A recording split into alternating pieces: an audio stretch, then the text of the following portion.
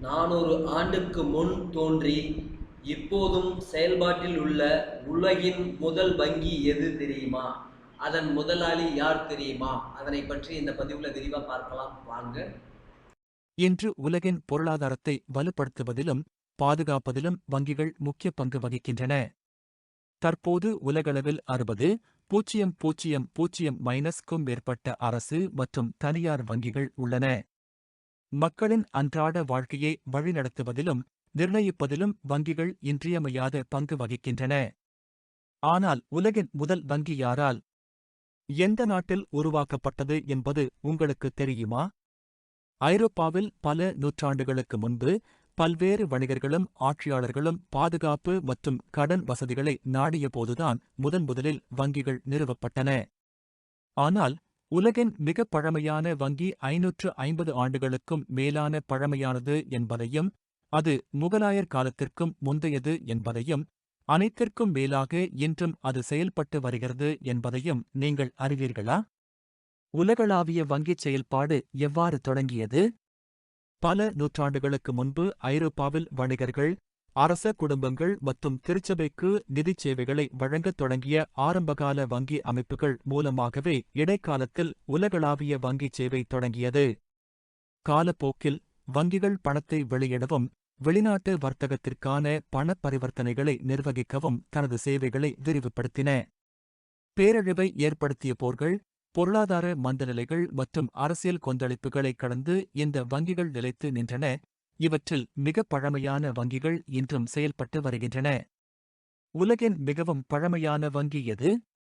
1472 நிறுவப்பட்ட mount of piety, mount of piety எனும் அறக்கட்டளை அமைப்பிலிருந்து தனது வரலாற்றைத் தொடங்கும் இத்தாலிய வங்கியான பங்கா மாண்டே டெய் பாஸ்கி டி சியனா எஸ்பிடி.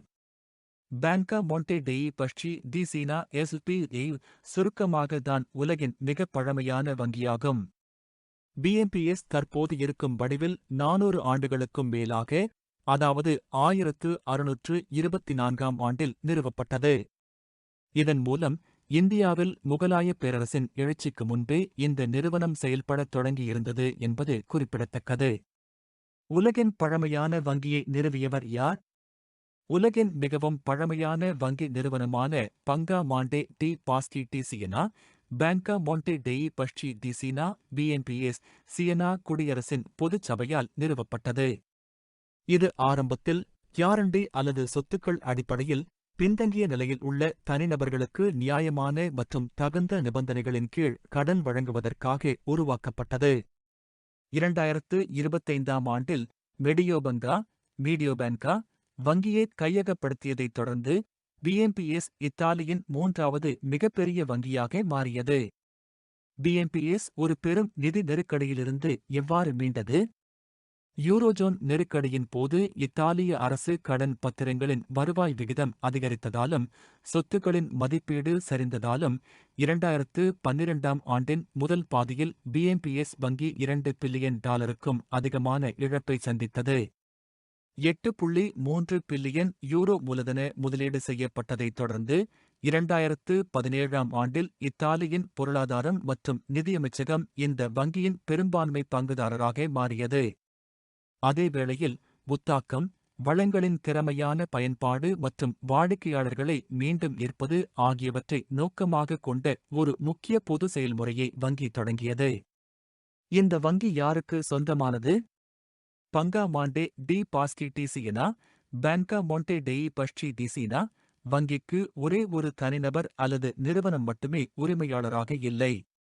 இதன் உரிமை பல்வேறு பங்குதாரர்களிடையே பகிர்ந்தளிக்கப்பட்டுள்ளது. இதில் இத்தாலிய நிதியமைச்சகம் 11.731% பங்குகளுடன் மிகப்பெரிய பங்குதாரராக உள்ளது. அதனைத் தொடர்ந்து குருப்போ பிரான்செஸ்கோ கேடானோ கால்டஜெரோன் 9.963%, டெல்பின் சார்ல் 9.866% மற்றும் பான்கோ பிபிஎம்-ஸ்பா 8.996% ஆகியவை குறிப்பிடத்தக்க பங்குகளைக் கொண்டுள்ளன.